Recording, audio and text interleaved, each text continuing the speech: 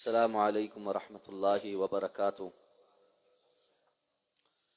بسم اللہ الرحمن الرحیم۔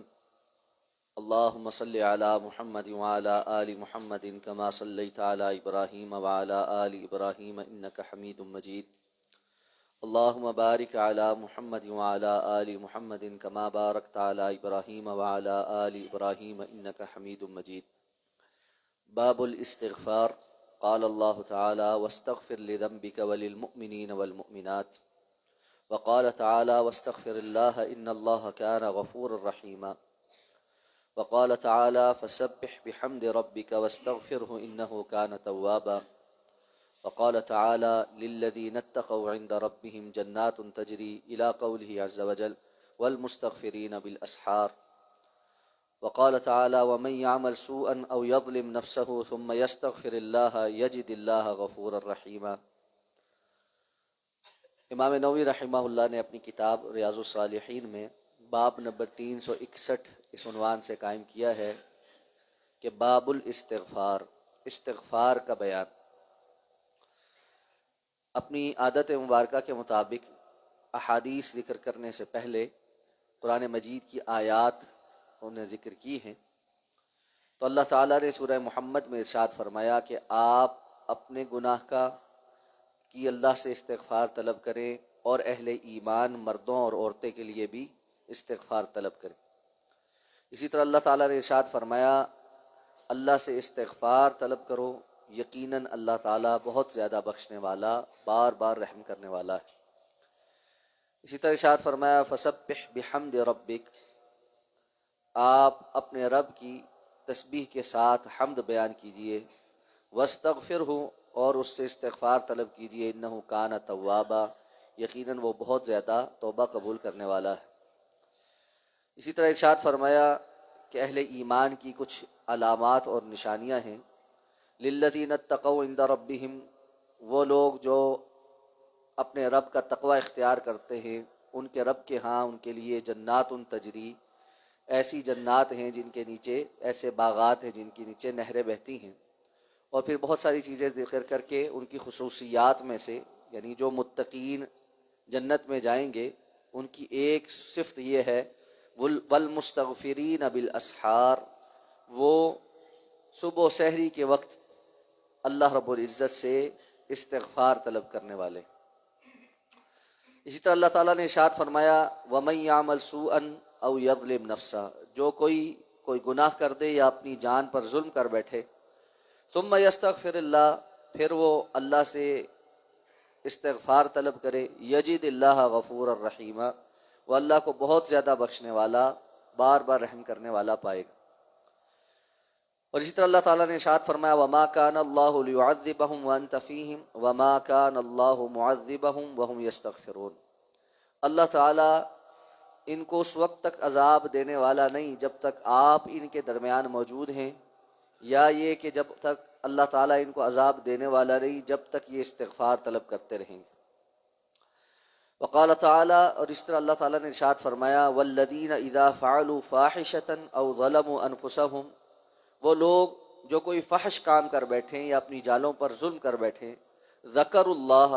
اور پھر اللہ کو یاد کریں، فاستغفروا لذنوبہم، پس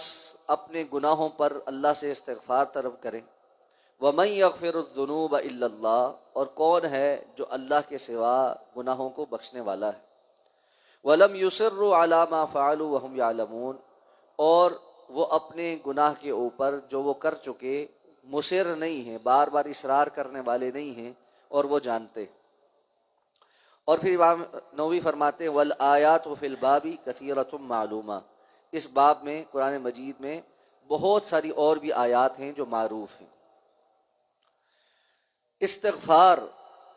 مغفرت طلب کرنا، بخشش طلب کرنا، یعنی انسان جو کمی اور کوتاہی اللہ کے حق میں کر دیتا ہے، اللہ کے حکم کو پورا کرنے میں، اللہ کے حکم سے روگردانی کرتے ہوئے، ان سب سے اللہ سے معافی مانگنا، طلب کرنا، یہ استغفار طلب کرنا۔ معلوم ہے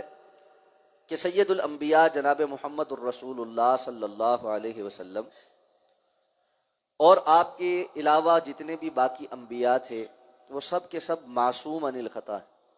ان کے گناہ کوئی نہیں، لیکن اس کے باوجود اللہ تعالیٰ ارشاد فرماتے ہیں وَاسْتَغْفِرْ لِذَنبِكَ، آپ اپنے گناہ کی استغفار طلب کریں، وَلِلْمُؤْمِنِينَ وَالْمُؤْمِنَاتِ، اور مومن مردوں کے لیے بھی اور مومن عورتوں کے لیے بھی استغفار طلب کریں۔ تو رسول اللہ صلی اللہ علیہ وسلم کے لیے استغفار طلب کرنا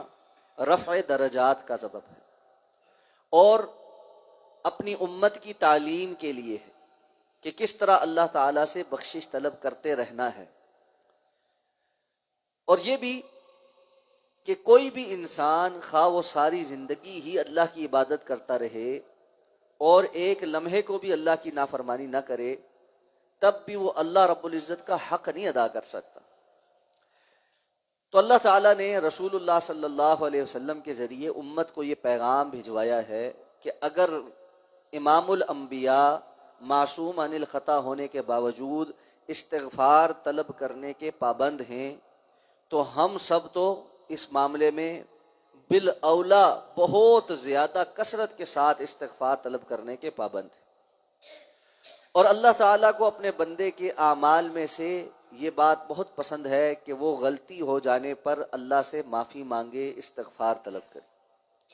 اس لیے حدیث میں آتا ہے، اور آگے متعدد احادیث آئیں گے اس حوالے سے فضیلت سے، کہ اللہ تعالیٰ کو اپنے بندے کی معافی طلب کرنے پر بہت زیادہ خوشی ہوتی ہے۔ اور اللہ کے رسول صلی اللہ علیہ وسلم نے فرمایا کہ اس لیے اگر تم سب گناہ کرنا چھوڑ کر نیک ہو جاؤ تو اللہ ایسے تمہیں ختم کر کے ایسی مخلوق لے کر آئے گا جو گناہ کرنے کے بعد اللہ سے توبہ اور استغفار طلب کرے۔ اللہ تعالیٰ کے فرشتے اللہ کی وہ مخلوق ہیں جو اس کی کوئی معصیت نہیں کرتے، اور پتہ نہیں اس نے کتنی ایسی مخلوقات پیدا کی ہیں جو اس کی کوئی معصیت نہیں کرتی، لیکن ہمارے علم کے مطابق جو اللہ نے ہمیں عطا فرمایا ہے، اللہ نے انسان اور جنات یہ دو ایسی مخلوقات پیدا کی ہیں جن کو اللہ نے اختیار دیا ہے نیکی اور بدی کا رستہ بتانے کے بعد کہ وہ اختیاری عبادت کریں، اور اس میں جہاں کمی کوتاہی ہو جائے، چاہے وہ جان بوجھ کے ہو جائے، چاہے غلطی سے ہو جائے، بھول کر ہو جائے، یا نادانستگی میں بعض ایسے گناہ جو انسان کو پتہ بھی نہیں کہ میں کر بیٹھا ہوں، ان سب کا اللہ رب العزت سے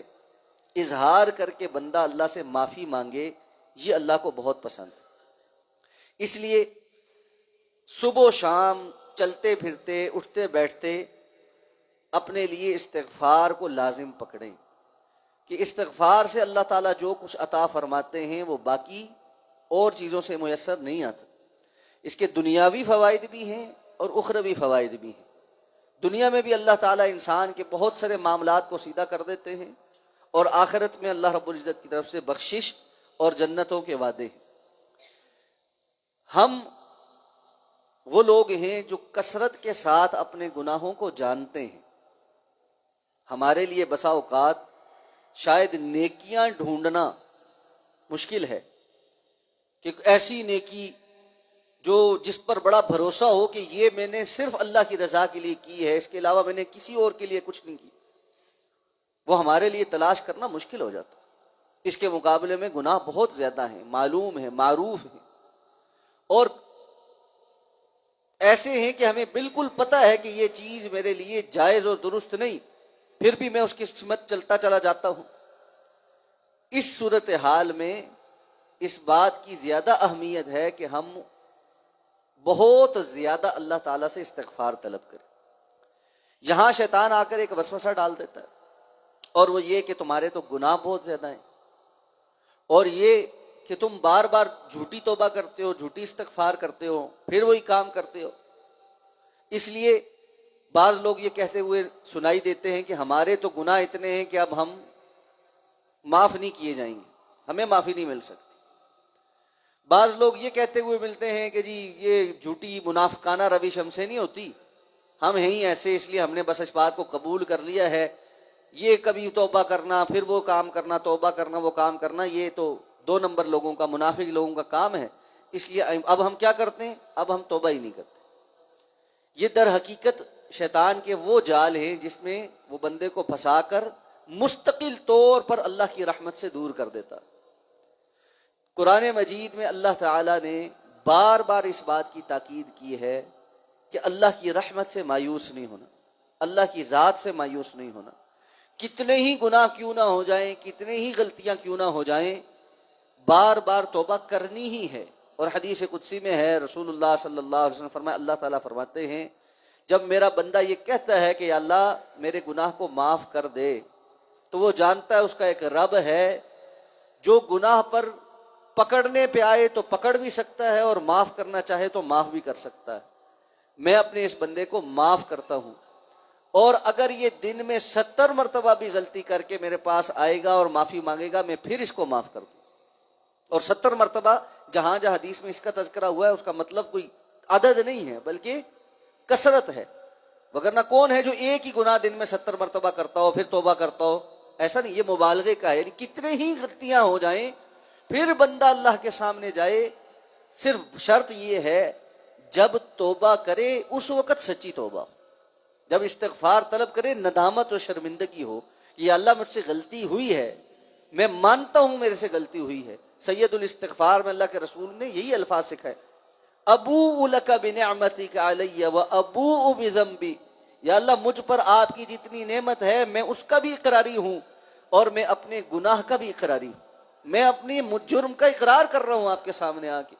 فاغفر لی فإنہ لا یغفر الذنوب الا انت، میں اقراری مجرم کی حیثیت میں آپ کے سامنے پیش ہو کر آپ سے معافی کا خواستگار ہوں، آپ مجھے معاف کر دیں اس لیے کہ آپ کے سوا کوئی بخشنے والا نہیں۔ جب بندہ یہ کہتا ہے پھر اللہ معاف کر دیتا ہے۔ تو اس وقت جب بندہ استغفار کرے، اس گناہ کو گناہ سمجھ کے، غلطی کا اعتراف کر کے، اس بات کا ارادہ کرے کہ جی میں نے اس گناہ سے جان چھڑانی ہے۔ اب یہاں پر مسئلہ یہ ہوتا ہے، بندہ کہتا ہے جی میں تو جان چھڑانا نہیں چاہتا، یہ گناہ بسا اوقات انسان کو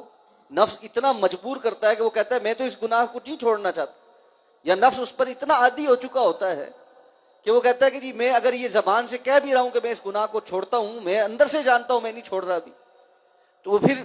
یہاں پر بھی شیطان آ جاتا ہے، کہتا ہے جب تک تو اندر سے نہیں چھوڑ رہا، عزم پختہ نہیں کر رہا تو توبہ نہیں کر۔ جس دن اندر پکا ہو جائے گا کہ میں نے چھوڑنا، ٹھیک ہے مان لے غلط ہے، ٹھیک ہے غلطی ہے، میں توبہ توبہ استغفار استغفار، لیکن اندر سے جو ہے نا اس کے اوپر ہی رہتا ہے، تو اس وقت تک تو سچی توبہ نہیں کر گا، یہاں پھر غلطی ہے۔ جو دل میں یہ خیال ہے کہ پتہ نہیں مجھ سے چھوٹ پائے گا یا نہیں پائے گا، اس خیال اور وسوسے کو ایک طرف رکھے، اللہ رب العزت سے سچی توبہ استغفار کرتے ہوئے یا اللہ میں نادم اور شرمندہ ہوں کہ میں نے یہ غلطی کی ہے، مجھے پتہ ہے مجھے نہیں کرنی چاہیے، مجھ سے ہو گئی ہے، اور پھر توفیق مانگے ساتھ، یا اللہ مجھے پکی توبہ کرنے کی توفیق عطا فرما، کہ لا حول ولا قوت الا باللہ، ہمیں یہ بتلا دیا گیا ہے، اللہ کے عرش کے خزانوں میں سے یہ جملہ ہے کہ نیکی کرنے کی توفیق اور برائی سے بچنے کی طاقت بھی اللہ کی طرف سے ہی ملتی ہے۔ تو اللہ رب العزت چاہتے ہیں کہ بندہ اللہ سے یہ توفیق مانگے، یہ طاقت مانگے۔ تو اگر دل میں یہ خیال ہے کہ ابھی تو میں نہیں چھوڑ رہا، ویسے ہی میں بات کر رہا ہوں، یہ بات نہیں ہے۔ بندہ دل میں اس چیز کو غلط سمجھتے ہوئے، تو جو ہے نا ایمان کا سب سے کمزور درجہ یہ ہے کہ کم از کم برائی کو دل میں برا جانے، اس کو ایکسیپٹ نہ کر لے، تو دل میں برا جانتے ہوئے اللہ سے پچھلے کی معافی مانگ کر آگے کے لیے توفیق کی دعا مانگتا رہے۔ جو بندہ توفیق کی دعا مانگتا ہے، ایسا نہیں ہے اللہ اس کو گناہوں کے اور شیطان کے حوالے کر دیتا ہے اور وہ ساری زندگی وہ کرتا ہی رہتا ہے، وقت آتا ہے اس کو اس گناہ سے چھٹکارا مل جاتا ہے۔ اس لیے یہ استغفار کا باب بڑا اہم باب ہے۔ کل سے انشاءاللہ یا آنے والے سوموار سے انشاءاللہ اس باب کے متعلق جو احادیث ذکر ہوئی ہیں ان پر بھی بات ہوگی۔ سبحانک اللہم و بحمدک، نشہد ان لا الہ الا انت، نستغفرک و نتوب۔